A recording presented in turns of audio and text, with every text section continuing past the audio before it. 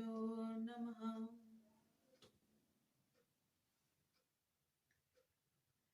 भगवत गीता के तीसरे अध्याय की छठी कक्षा में सबका स्वागत है।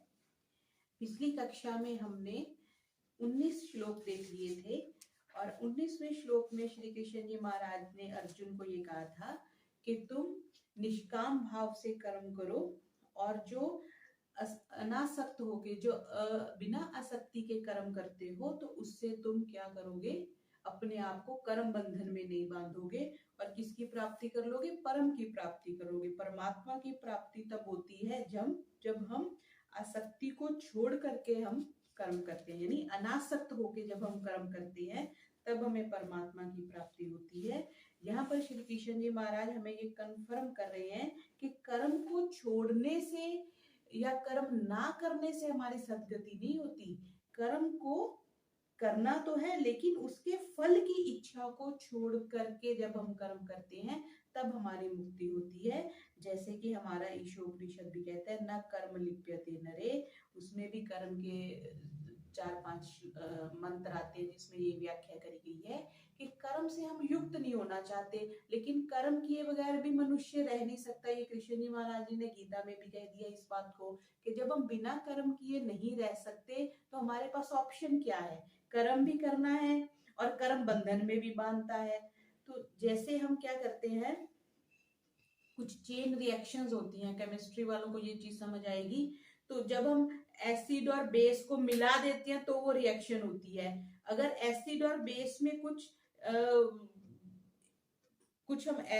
कुछ ऐसा एजेंट डाल दें कि वो रिएक्शन ना हो तो वो एंड रिजल्ट नहीं मिलेगा। हम क्या चाहते हैं, हम रिएक्शन ही तो नहीं चाहते।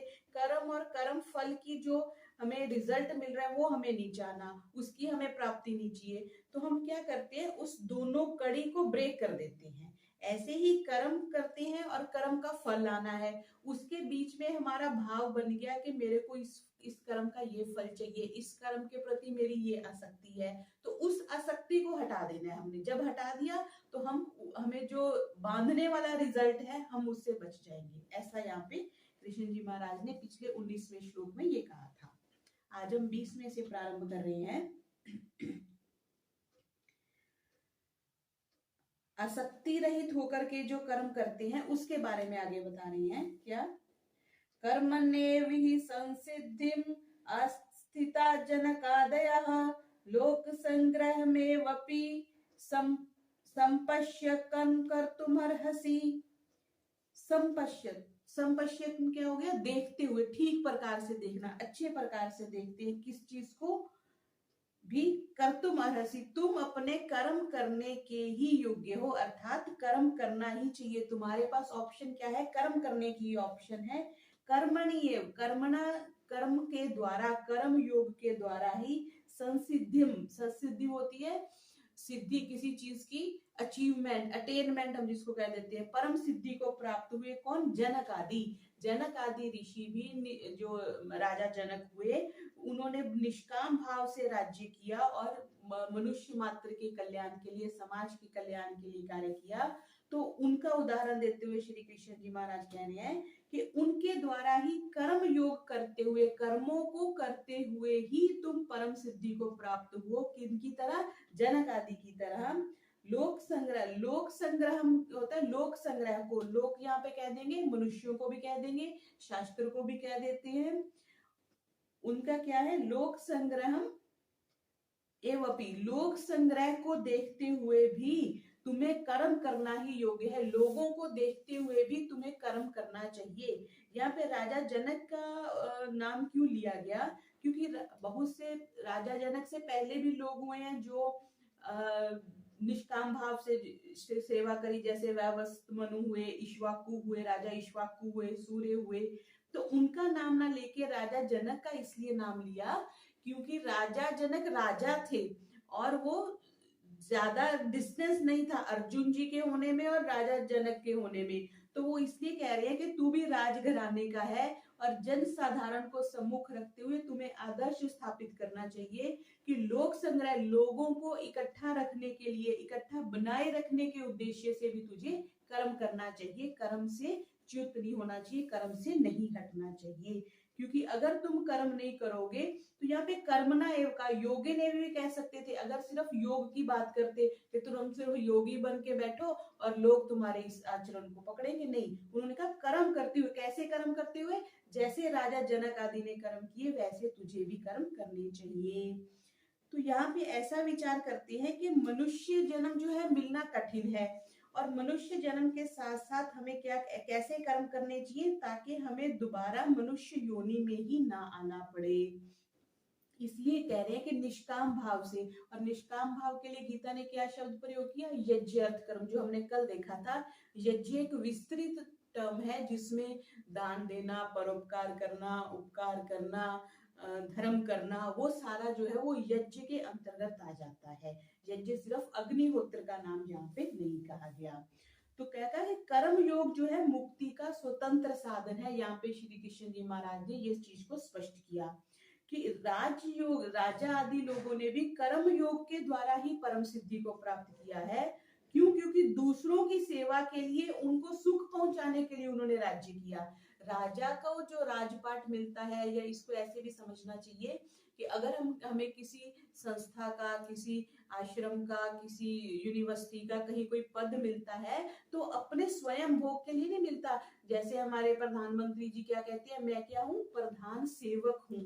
अगर किसी को राजपाट मिला है, अगर किसी की कोई स्थिति बनी है, तो इसका मतलब उसको ये प्रतिष्ठा दी गई है कि वो उतनी ज्यादा सेवा कर सकता है। अब जितना एक 4th क्लास व्यक्ति के पास अथॉरिटी है, जितनी उसके पास सेवा की अपॉर्चुनिटी है, बड़े अधिकारी के पास उससे उस 4 गुना क्या कई गुना ज्यादा उसके पास अपॉर्चुनिटी है, तो वो उतनी ज्यादा सेवा कर सकता है। तो इसको ऐसे समझना चाहिए कि जितना बड़ा हमें धन धान्य ऐश्वर्य जो भी समाज ने दिया है, ज्ञान की दृष्टि से भी कह सकते हैं कि अगर आपको ज्ञान भी दिया तो वो भी तो समाज ने दिया, हमें अपनी परंपरा से मिला, ऋषियों से मिला, गुरुओं से मिला, तो वो हमारा एक कर्तव्य बनता है कि हम उसको आगे दें।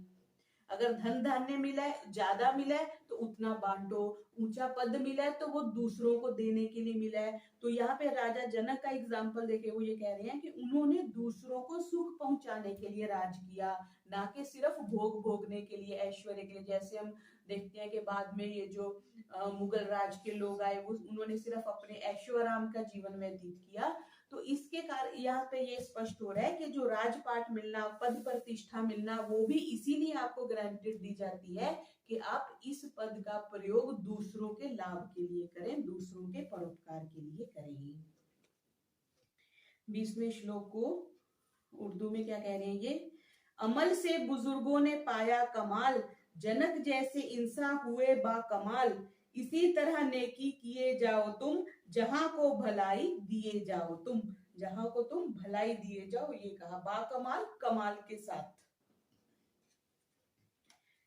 तो संबंध अब अगले श्लोक का संबंध पिछले से कैसे करेंगे कि कर्म करने से लोक संग्रह कैसे होता है, लोगों को कैसे इस चीज का पता चलता है, उसके बारे में 21वें श्लोक में कहते हैं, यत् यत् आचरति श्रेष्ठस् तत् तत् देवेतरो जनः, स यत् प्रमाणं कुरुते लोकस्तद् अनुवर्तते।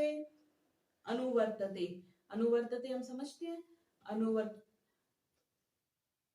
पिता पुत्रो अनुव्रता मात्रा भवतु सम्मना। पुत्र कैसा होना चाहिए, पिता का अनुवृत्ति होना चाहिए, जिस पथ पे पिता चलता है उसका अनुसरण करने वाला जो है वो पुत्र होना चाहिए। तो अनुव्रत, जिसको हम फॉलो करते हैं, जिसको हम जो हमारा लीडर होता है हम उसके पीछे पीछे चलते हैं, अनुव्रत उसके लिए आया। लोकस तद अनुवर्त, लोक तत् अनुवर्तते, लोग उसका अनुसरण करते हैं, उसके आचरण का अनुसरण करते हैं। स यत् प्रमाणम, जो कुछ प्रमाण कर देता है, जो भी एक बड़ा अधिकारी है, जो राजा है, जो श्रेष्ठ व्यक्ति है, वो जिस चीज का एक प्रमाण सेट कर देता है, लोग उसको फॉलो करना शुरू कर देते हैं, लोग उसका आचरण करना शुरू कर देते हैं। श्रेष्ठ यत् तत् आचरति, और श्रेष्ठ जो मनुष्य लोग हैं, जो जो आचरण करते हैं, दूसरे मनुष्य भी वैसा ही आचरण करते हैं। तो क्या बताया कि जो बड़े लोग हैं उनको एक एग्जाम्पल सेट करनी चाहिए, बिकॉज अगर उन्होंने जो एग्जाम्पल सेट कर दी दूसरे भी उसको फॉलो करेंगे। इसलिए जैसे जो भी हम सामाजिक व्यक्ति हैं, अगर समाज का पैसा लेके समाज के साधनों से हमारा जीवन चल रहा है तो हमारा समाज के प्रति उत्तरदायित्व भी उससे कहीं ज्यादा हो जाता है, बिकॉज हम समाज का लेके चल रहे हैं और हम एक परंपरा को प्रदर्शित करने वाले हैं, हम एक आचरण सेट करने वाले हैं कि ऐसा जीवन होना चाहिए। अगर बड़े व्यक्ति के जीवन में न्यूनता आती है तो सभी उस न्यूनता को फॉलो करते हैं, और स्पेशली अगर वो सामाजिक व्यक्ति है, तो जो सामाजिक व्यक्ति होता है इसलिए उसका व्यक्तिगत जीवन नहीं रह जाता। कई बार हमने देखा कि व्यक्ति बोलता है कि ये तो निर्णय मेरा व्यक्तिगत है। वैसे तो किसी भी व्यक्ति का जो जीवन है वो 100% व्यक्तिगत नहीं होता। हम समाज को लेके चलते हैं, समाज क्या कहेगा, विवाह करना है, हमने संस्था बनानी है, हमने दान देना है, हम समाज को लेके चलते हैं। लेकिन अगर कोई व्यक्ति व्यक्तिगत चलता है तो व्यक्तिगत तो नॉर्मल व्यक्ति भी नहीं होता, और जो एक प्रतिष्ठित व्यक्ति है जैसे राजा है या कोई संस्था का अधिकारी है, तो उसका उत्तरदायित्व इस बात में बहुत ज्यादा हो जाता है कि वो समाज के सामने क्या प्रस्तुत कर रहा है। तो यहाँ पे उन्होंने कहा कि भले ही उसका कोई एस्पेक्ट ना हो, भले ही उसका कोई विरोध ना हो, लेकिन उसका आचरण, दो चीजें यहाँ पे बताई ना, एक तो प्रमाण बताया, शब्द क्या बोला, जो प्रमाण सेट कर देता है और जो आचरण कर देता है। प्रमाण का कहते हैं कि जो प्रभाव है कम होता है, आचरण का उससे ज्यादा होता है, आचरण का तो उससे कई गुना ज्यादा होता है। इसलिए जैसे ये जो जिन्होंने इस्कॉन चलाया, उनके जितने भी जो शिष्य आए हैं आपने देखा होगा उसी परंपरा में वो कपड़े पहनते हैं और वो मृदंग बजाते हैं, ढोलकी नहीं वो बजाते हैं। और जैसे ये जो श्री श्री रविशंकर जी है वो लंबे बाल रखते हैं, सिर के दाढ़ी रखते हैं, तो उनके सारे शिष्य भी वैसे ही हैं। तो जैसे गुरु होता है वैसे ही उनके शिष्य आगे होते हैं। तो ऐसे उन्होंने कहा कि जैसे श्रेष्ठ पुरुष अपने आचरण करते हैं और प्रमाण देते हैं, दूसरे लोग भी उसी के अनुसार ही चलते हैं। तो यहाँ पे ये कह रहे हैं कि यहाँ पे अहम अहम और ममता भाव नहीं रखना चाहिए। जैसे जंगल में कोई फूल खिलता है, अपनी सुगंध बिखेर के वैसे ही नष्ट हो जाता है, कोई उसका उपकार नहीं समझता, कोई उसको अच्छा नहीं समझता, लेकिन उसने अपना कार्य पूरा कर दिया, अपनी सुगंध फैला करके दुर्गंध का नाश कर दिया, इतनी उसकी ड्यूटी थी। तो इस तरह से मेरेपन का भाव, जो ममत्व का भाव, ममता का भाव जो व्यक्ति रखता है वो अपने कर्मों को बांध लेता है, वो बंध जाता है। दो चीजें आती हैं, एक होती है क्रिया, एक होता है भाव। क्रिया तो करके नष्ट हो जाती है, जैसे मैंने ये हाथ उठाया, एक क्रिया करी, और इसके बाद क्रिया जो है वो क्षण भंगुर है। ये वैशेषिक दर्शन में आता है कि क्रिया होने के बाद नष्ट हो जाती है, लेकिन उसका भाव कंटिन्यू रहता है। ठीक है, तो भाव जो होता है वो असीम होता है, इसलिए हम जो भी एक्शन करते हैं उसका प्रभाव बहुत काल तक रहता है। तो यहाँ पे ये कह रहे हैं कि जो श्रेष्ठ पुरुष है उसके भाव को अपने आचरण में लाना चाहिए, क्योंकि उसके भाव का दूसरे मनुष्यों पर बहुत अधिक प्रभाव रहता है और बहुत काल तक प्रभाव रहता है। और उस ऐसा व्यक्ति जो होता है वो अभिमान भी नहीं करता। राजा जनक के विषय में यहाँ पे बात कर रहे थे। और जैसे इस चीज को ऐसे भी समझेंगे, जैसे रेलगाड़ी के इंजन का जो ड्राइवर है उसकी कितनी बड़ी रिस्पॉन्सिबिलिटी है, कितने लोग उसकी गाड़ी में बैठे हुए हैं, अगर उसको नींद आ जाए या अगर थोड़ा सा वो अस्त व्यस्त हो जाए तो गाड़ी की दुर्घटना हो जाएगी, तो कितने लोगों का नुकसान हो जाएगा। ऐसे ही जो भी जितना ज्यादा वो कहते हैं ना, जेडा सिर ओडी सिर पीड़ा, उनको उतनी रिस्पॉन्सिबिलिटी हो जाती है, उतना ज्यादा उनको भोगना पड़ता है, बिकॉज इतने लोगों को वो लीड करके चल रहे होते हैं। सजत प्रमाणम कुरते लोकस तदनुवर्तते, जो भी वो अपना प्रमाण सेट कर देता है लोग उसको फॉलो करते हैं। यत यत कहा और तत् तत् कहा, मतलब जो जो वो प्रमाण देगा, जो जो वो आचरण करेगा, लोग भी उसी को फॉलो करेंगे। इसलिए स्वयं आचरण करने वाली बात तो ऐसी है कि जैसे आपने बंदूक से गोली चलाई तो उसमें आवाज भी आएगी और उसका एक्शन भी होगा, और अगर आचरण नहीं होगा तो सिर्फ वो एक वर्बल बात हो जाएगी जिसको प्रमाण कहते हैं। इसलिए श्री कृष्ण जी महाराज कह रहे हैं कि श्रेष्ठ मनुष्यों को अपने वर्ण के अनुसार, अपने आश्रम के अनुसार, अपनी पद प्रतिष्ठा के अनुसार आचरण करके ना केवल प्रमाण देना चाहिए बल्कि आचरण करना चाहिए। क्यों? क्योंकि समाज के लोग उनको फॉलो करते हैं। ये हमारा 21वां श्लोक हुआ। कोई नामवर शख्स करता है काम, नामवर मीन्स जो फेमस है, जो बड़ा व्यक्ति है, कोई नामवर शख्स करता है काम तो करते हैं तकलीद उसकी अवाम, बड़ा आदमी जो बनाए असूल वही सारी दुनिया करेगी कबूल। जो बड़ा व्यक्ति एक असूल बना देगा सभी उसको फॉलो करेंगे। तो यहाँ पे भगवान लोक संग्रह की पुष्टि में अगला श्लोक फिर कह रहे हैं, न मे पार्थस्ति कर्तव्यम त्रिषु लोकेषु किंचन, न अन्वाप्तुमवाप्तव्यम वर्त एव च कर्मणि। कर्मणि कर्तव्य कर्म में सप्तमी आ गई। न में पार्थ, पार्थ अर्जुन के लिए कहा, त्रिषु लोकेषु तीनों लोकों में, श्री कृष्ण जी महाराज कह रहे हैं अपने आप को, मतलब क्योंकि वो योगी राज श्री कृष्ण थे, अपने आप को प्रस्तुत करते हुए कह रहे हैं कि मुझे तीनों लोकों में कोई मेरे लिए कर्तव्य नहीं है, मेरे लिए कोई भी ऐसा कार्य नहीं है जिसका मुझे करना चाहिए, और कुछ भी ऐसा अवाप्तव्यम कोई भी प्राप्त करने योग्य वस्तु नहीं है, और ना ही कोई अनवाप्तम है, मतलब मेरे लिए कोई भी ऐसी वस्तु नहीं है जो मुझे प्राप्त नहीं है और मुझे जिसको प्राप्त करना है, ऐसा कह रहे हैं। फिर भी क्या, कर्मणि एव वर्तते, फिर भी मैं कर्म में लगा रहता हूँ। हम कर्म क्यों करते हैं जी? मेरे पास अभी घर नहीं है, फिर हम कर्म क्यों करते हैं? मेरे पास अभी नौकरी नहीं है, मेरे अभी विवाह नहीं हुआ, मेरे अभी बच्चों को पढ़ाना है, मैंने बच्चों की शादियां करनी है, फिर मैं काम क्यों कर रहा हूँ जी? मतलब हमारी अपनी कुछ ना कुछ रीजंस, अनअचीवेबल कुछ थिंग्स रहती हैं, इसलिए हम कुछ कार्य करते हैं। तो यहाँ कृष्ण जी महाराज कह रहे हैं कि मेरे लिए तो कुछ भी अप्राप्त नहीं है इस पूरी समिष्टि में, और कुछ भी प्राप्त करने योग्य भी नहीं है, फिर भी मैं कर्म करता हूँ। बिकॉज क्योंकि अगर मैं कर्म नहीं करूंगा तो क्या होगा, उसके आगे बताएंगे कि कर्म ना करने से, अब परमात्मा अगर कर्म करना छोड़ दे तो सृष्टि कैसे चलेगी? ये सूर्य समय पर उग रहा है, चंद्रमा समय पर उग रहा है, दिन रात बन रहे हैं, सारी सृष्टि की जो व्यवस्था है वो भी वो परमात्मा ही तो कर रहा है। लेकिन वो किस भाव से कर रहा है? निष्काम भाव से कर रहा है, अपने लिए नहीं कर रहा कि उसको हाँ सब लोग बोलेंगे हाँ परमात्मा की उपासना करते हैं क्योंकि परमात्मा इतनी बड़ी सृष्टि चला रहा है। नहीं, परमात्मा ये इसलिए कर्तव्य कर रहा है कि उस परोपकार के लिए, हम प्राणियों के उपकार के लिए परमात्मा ने सृष्टि बनाई है कि हम अपने कर्म फल को भोगते हुए कर्मों को नष्ट करके मोक्ष की प्राप्ति कर सके। तो वो कह रहे हैं कि जब मैं निष्काम कर्म कर सकता हूँ तो तुम्हें भी कर्म करना चाहिए। तुम्हारे पास तो रीजन है, 100 रीजन है काम करने के लिए, मेरे पास तो कोई रीजन भी नहीं है, फिर भी मैं बिना रीजन के काम कर रहा हूँ, मैं निष्काम होकर कर्म कर रहा हूँ। तो तुम्हें भी कर्तव्यच्युत नहीं होना चाहिए, कर्तव्य से नहीं हटना चाहिए। क्यों? क्योंकि कर्तव्य परायण रहने से ही साधक को भगवत तत्व का जो अनुभव है वो सुगमता से हो सकता है। अगर हम तामस में आ जाएंगे, कर्म करना छोड़ देंगे, तो क्या होगा, हमारी कर्तव्य में रुचि नहीं रहेगी, हम भगवत तत्व की प्राप्ति नहीं कर सकते। जो खुद इतने बड़ा काम कर रहा है तो उसको, जो व्यक्ति खुद काम करता है ना उसको काम करने वाले लोग पसंद होते हैं, जो खुद आलसी होता है उसको आलसी लोग पसंद होते हैं। तो जब परमात्मा इतने बड़े काम कर रहा है, इतनी बड़ी सृष्टि चला रहा है, तो हमें भी उनका अनुकरण करना चाहिए, उनको फॉलो करना चाहिए। क्योंकि भगवान जो है वो त्रिलोकी में आदर्श पुरुष हैं, और आदर्श पुरुष भी और तत्वज्ञ भी हैं। जब फिर वो काम कर सकते हैं तो हमें भी कार्य करना चाहिए, हमें कार्य से बिना नहीं रहना चाहिए। क्योंकि पीछे अर्जुन ने कहा ना, मैं युद्ध नहीं करूंगा, मैं घोर कर्म में मुझे क्यों लिप्त कर रहे हो?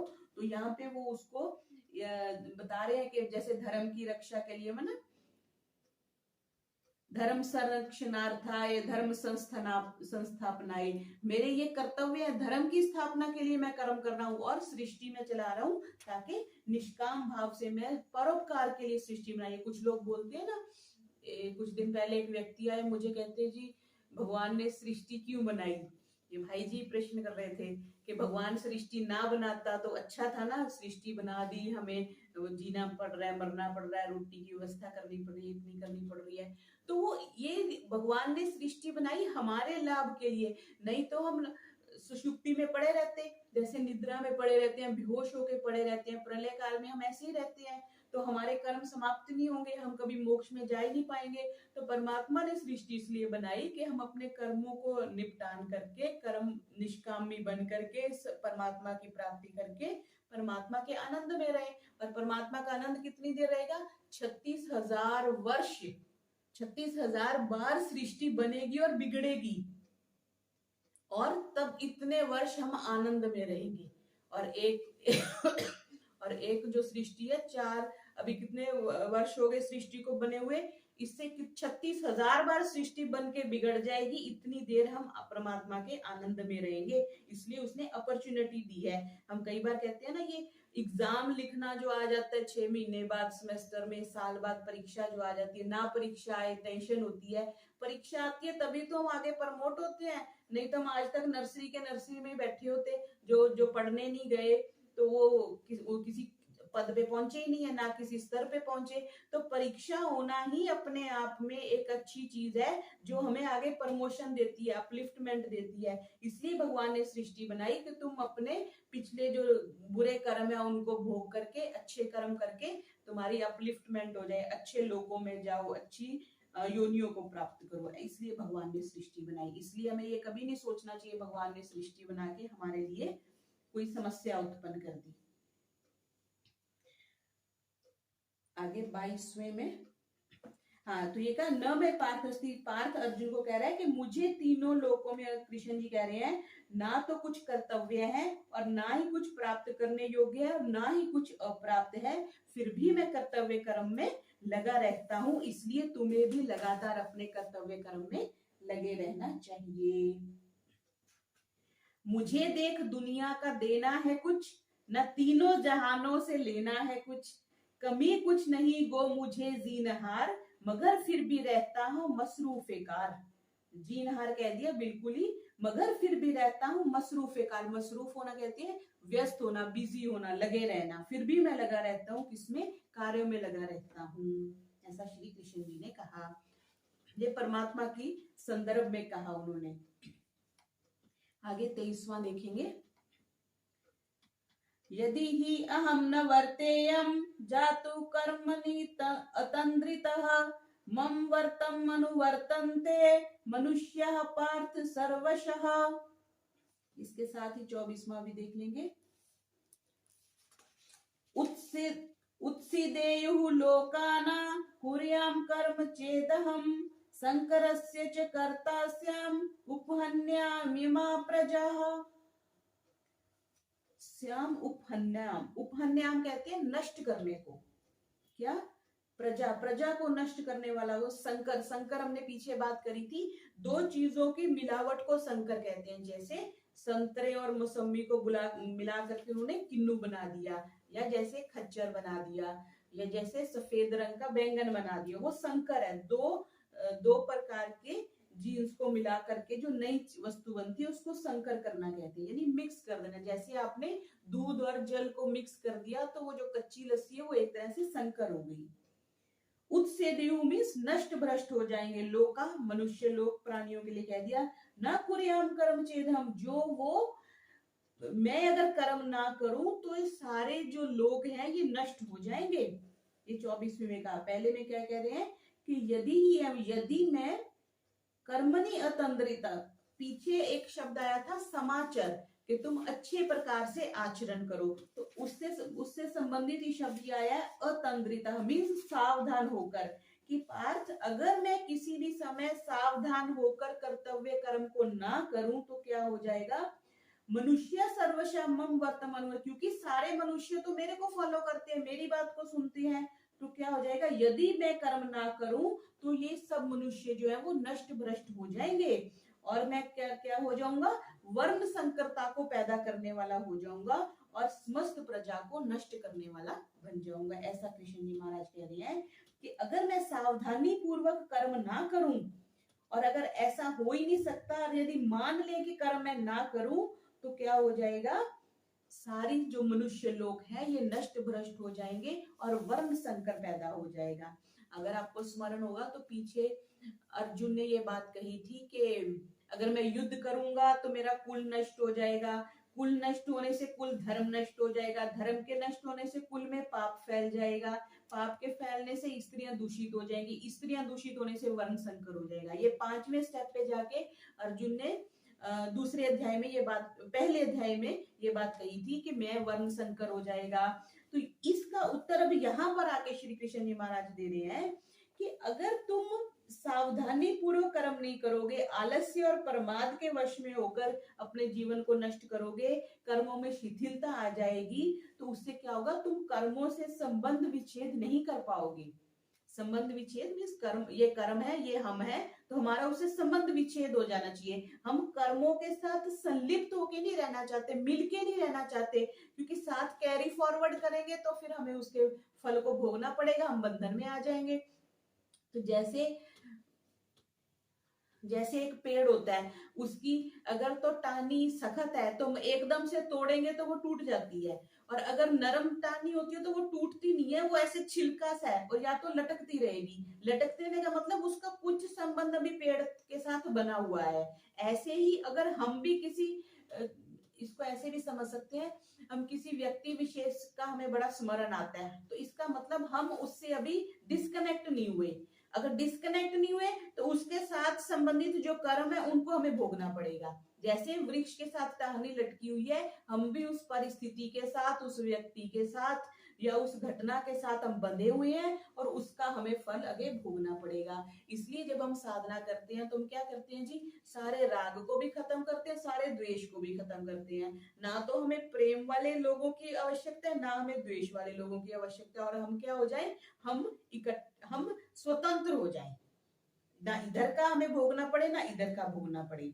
तो यहाँ पे समाचार पद के पीछे जो आया था उसके लिए अतंद्रित, मतलब सावधान होकर हम कर्म करें, ताकि हमारा कर्म से संबंध विच्छेद हो जाए, हम कर्म के साथ संलिप्त ना रहें। और जब हम किसी कामना के साथ कर्म करते हैं तो हम कर्म के साथ संलिप्त हैं, मैंने इतने पैसे कमाने हैं, मैंने इतने इससे गाड़ी लेनी है, इतने का पेट्रोल डलवाना है, ये करना है, तो हम कर्म के साथ संलिप्त हो रहे हैं। तो यहाँ पे कह रहे हैं कि तुम्हें कर्म के साथ संलिप्त नहीं होना, आसक्ति नहीं रखनी। संकरस्य च कर्तास्याम उपनयामिमा प्रजा, यदि मैं कर्तव्य कर्म ना करूं, कृष्ण जी कह रहे हैं, तो क्या होगा, सब लोग नष्ट भ्रष्ट हो जाएंगे। कैसे नष्ट भ्रष्ट हो जाएंगे?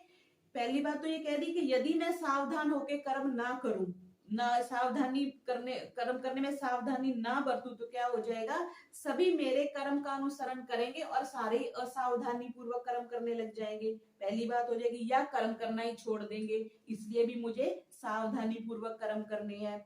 फिर आगे क्या कह रहे हैं कि यदि मैं कर्म करना छोड़ दूं, जैसे तुम कह रहे हो कि मैं युद्ध करना छोड़ दूं, तो उसका अपोजिट उसी तरह से उत्तर दे रहे हैं कि अगर जैसे तुम कह रहे हो कि मैं भी कर्म करना छोड़ दूं, तो मेरा अनुकरण करने के कारण लोग भी कर्म करना छोड़ देंगे, तो ये सब लोग नष्ट हो जाएंगे संसार में, मैं क्या सा हो जाऊंगा, अव्यवस्था फैलाने वाला। थोड़ा सा अगर आप देखें, अगर आप किसी कंपनी में काम करते हैं या किसी दुकान पे काम करते हैं, एक दिन सफाई वाला नहीं आता तो कितनी अस्त व्यस्तता हो जाती है। किसी दिन मैनेजर नहीं आया तब भी अस्त व्यस्तता हो जाएगी। आपके पास जिसने सप्लाई देनी है वो नहीं देने आया तो भी काम नहीं ठीक से चलेगा, या किसी की दुकान पे ग्राहक नहीं आए तो भी काम ठीक नहीं चलेगा। तो कितने स्टेप्स होते हैं, वो सारे ठीक ठाक चलते रहे तो व्यवस्था ठीक चलती है। ऐसे ही घर में है, राशन ठीक से होना चाहिए, सफाई ठीक से होनी चाहिए, सब कुछ ठीक ठाक होना चाहिए, तभी हमारा जो है वो काम ठीक ठाक से चल सकेगा।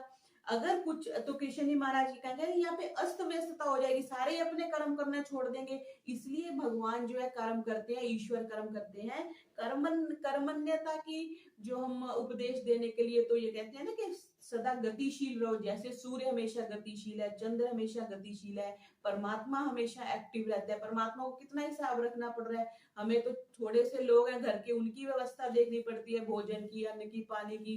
भगवान ने कितने लोग पैदा किए हुए हैं, सबकी व्यवस्था करनी है। वो कहानी सुनी ना, वो एक बार समझाने के लिए है, श्री शिव जी भोले को पार्वती माँ बोलती हैं कि आपने सबके लिए अंजल की व्यवस्था कर दी, तो वो कहते हैं हाँ मैंने सारे जीवों के लिए अंजल की व्यवस्था कर रखी है। तो उससे पहले पार्वती जी क्या करती हैं, एक छोटी सी डिब्बी में एक कीड़े को बंद कर देती हैं उनकी परीक्षा लेने के लिए। तो फिर पार्वती जी पूछती है, महाराज आपने सबके लिए अंजल की व्यवस्था कर दी? शिव जी बोलते हैं हाँ जी मैंने कर दी। फिर तो उन्होंने देखा नहीं होता, तो पार्वती जी शिव जी बोले को बोलती है, आपको पता नहीं है एक जीव आपका जो है इस सृष्टि में अभी भी भूखा बैठा है, उसके लिए अन्न की व्यवस्था नहीं है। अच्छा, वो शिव जी बोलते कौन है वो? तो वो अपने वो पास में से वो डिब्बी निकालती है, बोलती है ये देखो मैंने इसमें ना एक कीड़े को बंद कर दिया था, उसकी आपके व्यवस्था नहीं करी। तो शिव जी बोलते तुम इस डिब्बी को खोलो। तो जब डिब्बी खोलते हैं तो हम अक्षत लगाते हैं ना, यहाँ जब तिलक करते हैं तो डिब्बी में वो कीड़ा भी होता है और उनकी तिलक से वो एक चावल का दाना उस डिब्बी में गिर जाता है। तो इसको ये समझाने की दृष्टि से है कि परमात्मा ने जिसको पैदा किया है उसके भरण पोषण की व्यवस्था भी साथ में करी है। हम घर के 3-4 लोगों की व्यवस्था में सारा जीवन निकाल देते हैं, और वो परमात्मा कितना गतिशील है, कितने ज्यादा वो कर्म करता है। करोड़ों अरबों व्यक्तियों की वो भरण पोषण की उसने व्यवस्था कर रखी है, तो उसके जितना कर्म करने वाला दूसरा व्यक्ति नहीं होगा। तो यहाँ पे कृष्ण जी कह रहे हैं कि अगर तुम युद्ध नहीं करोगे, अगर तुम कर्म नहीं करोगे, तुम कह रहे हो कि युद्ध करना घोर कर्म है, ये कर्म नहीं करूंगा, तो वर्ण संकर उत्पन्न हो जाएगा। क्यों? क्योंकि कर्तव्य कर्म ना करने से क्या होगा, कर्म धर्म उपासना वर्ण आश्रम जाति सब में संकरता आ जाएगी। जैसे घर में एक दिन दुकान में काम करने वाला नहीं आया, सपोज सफाई करने वाला नहीं आया तो मालिक को सफाई करनी पड़ी, मैनेजर नहीं आया तो मालिक को मैनेजर का भी काम करने पड़ा, सप्लायर नहीं आया तो उसको सप्लाई लेने जाना पड़ा। तो ये सारा वर्ण संकर हो गया ना, संकर समय मतलब ये ड्यूटी संकर हो गया कि सारी ड्यूटीज मालिक को ही करनी पड़ गई। ऐसे ही घर में देख लीजिए, अगर सारी व्यवस्था नहीं हो, एक ही व्यक्ति हो, उसको सब करना पड़े, तो वर्ण संकर मीन्स ड्यूटी संकर आ गया। तो यहाँ पे कृष्ण जी महाराज कह रहे हैं कि कर्तव्य कर्म ना करने से संकर उत्पन्न होता है। जैसे तुमने कहा था कि कुल धर्म नष्ट हो जाएगा, स्त्रियां दूषित हो जाएंगी, वर्ण संकर हो जाएगा, ऐसा नहीं होगा। तो वहां का प्रसंग उठा करके यहाँ पे कह रहे हैं कि मूल प्रश्न जो अर्जुन ने किया था कि धर्म संकर पैदा हो जाए, धर्म नष्ट हो जाएगा, वर्ण संकर हो जाएगा, उसके लिए कृष्ण जी महाराज यहाँ पे उत्तर दे रहे हैं कि जैसे इस बात का भी संकेत कर रहे हैं कि इस जन्म में जैसे मैं सारथी बना हूं और तुम रथी बने हुए हो, तो अब भी तो मैं कर्तव्य कर्म कर रहा हूं और मैं सावधानी पूर्वक कर रहा हूं। मैं जहां तुमने कहा कि रथ को बीच में लेके जाओ तो मैं लेके जा रहा हूं। तो इस तरह मैं जब अपने कर्तव्य का तत्परता से पालन कर रहा हूं, तो तुम क्षत्रिय होकर युद्ध क्यों नहीं करना चाहते? यानी कि तुम्हें भी युद्ध करना चाहिए। क्यों? जब मैं त्रिलोकीनाथ होकर के अपने कर्तव्य का पालन कर रहा हूं और समस्त मेरे कर्तव्य कर्म का समस्त प्राणियों पर बहुत प्रभाव पड़ता है, इसलिए सभी मेरे मार्ग का अनुसरण करते हैं। तो तुम्हें भी अपने कर्तव्य कर्म की उपेक्षा ना करके अपना कर्तव्य कर्म करना चाहिए, सावधानी पूर्वक और तत्परता से कर्म करना चाहिए। और पीछे राजा का भी उदाहरण देके कह दिया, जैसे राजा जनक ने निष्काम भाव से कर्म किया, वैसे तुम भी क्षत्रिय कुल से हो, तो युद्ध करना तुम्हारा जो है वो सहज कर्म है। जो हमने कल डिस्कस किया था कि एक सहज कर्म होता है और एक घोर कर्म होता है। तो युद्ध करना तुम्हारे लिए सहज कर्म है, ये अगर नहीं करोगे तो वर्ण संकर आ जाएगा। 23 में क्या कहा, करूं मैं न अंतक लगातार काम, तो रुक जाए दुनिया के धंधे तमाम। चले लोग मेरी रवश पर सभी, करे काम वो भी न अर्जुन कोई। वो मेरी रवश पे चलते हैं, वो मेरी चाल पर चलते हैं, अगर मैं काम नहीं करूं तो कोई भी दुनिया में काम नहीं करेगा। 24 में क्या है, जो तरके अमल में करूं इख्तियार, उजड़ जाए दुनिया ना पाएदार। नश्वर लोग जो है वो उजड़ जाए, हो वर्णों का मेरे सबब घालमेल, बिगड़ जाए लोगों की हस्ती का खेल। वर्णों का मेरे सबब घालमेल मतलब वर्णों का संकर हो जाए और बिगड़ जाए लोगों की हस्ती का खेल। तो इस तरह से लोगों की जो जीवन नष्ट हो जाएगा, क्योंकि वो मेरे को फॉलो करते हैं और इसीलिए मैं कर्म का फॉलो करता हूँ, मैं अपने निष्काम कर्म करता हूँ। और तुम क्षत्रिय हो अर्जुन, इसलिए तुम्हें भी युद्ध करना चाहिए। तो ये हमने तीसरे अध्याय के 20 से लेकर 24वें श्लोकों को देखा। ओम शांति शांति शांति। सर्वेभ्यो नमः।